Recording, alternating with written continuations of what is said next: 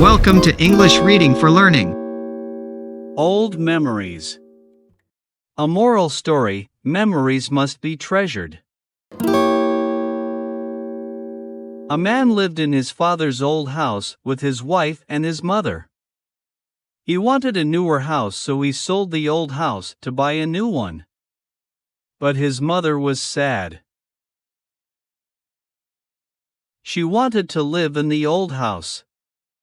But the man was certain he wanted a new house. While packing all of their things, the man found a photo album. He took the album to his mother and they began to look at the pictures together. They cherished all the memorable times they had spent in their old house. After some time, the mother grew sad. "Why are you sad?" the man asked his mother. The mother replied, "We kept all of your old photos as fond memories so that we could cherish them. And now you want to sell the house your father built with all his heart."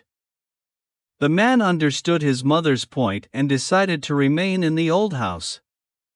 He got it painted brightly and it looked beautiful and new. Thanks for watching and listening.